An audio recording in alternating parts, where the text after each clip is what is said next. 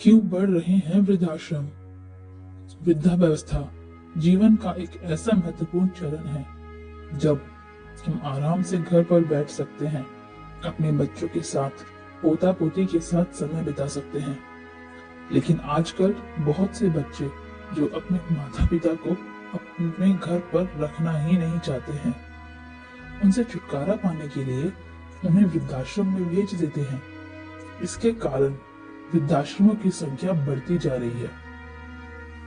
वृद्ध आश्रमों की बढ़ती संख्या के लिए समाज में बदलते मूल्य, संस्कार और आर्थिक मजबूरियां जिम्मेदार हैं।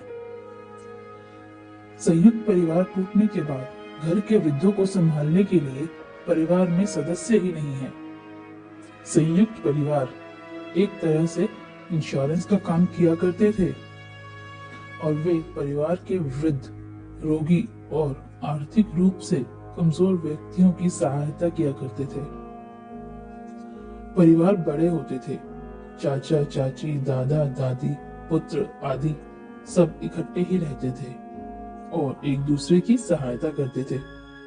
लेकिन अब परिवार छोटे हो गए हैं क्योंकि एक या दो बच्चों वाले परिवार अब संयुक्त परिवारों के साथ नहीं जुड़ पाते।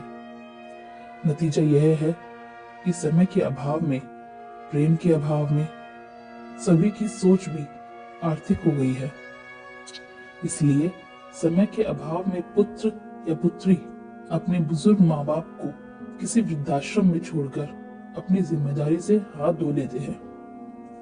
बुजुर्गों की आर्थिक जरूरतों को पूरा करने के लिए वह बैंक से रकम ट्रांसफर कर देते हैं, लेकिन सेवा और समय नहीं दे पाते। इसलिए देश में अब ज्यादा वृद्ध आश्रमों की जरूरत पड़ रही है। दोस्तों, क्या ये सही है? जिन माँ बाप ने तुम्हें पाल पोस के इतना बड़ा किया, तुम उन्हें ही वृद्धाश्रम में छोड़ देते हो अकेले?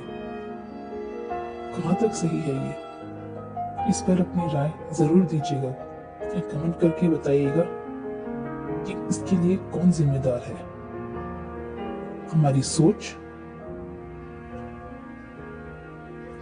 दोस्तों, अगर आपको ये पोस्ट अच्छी लगी हो तो हमारे चैनल को सब्सक्राइब कीजिएगा।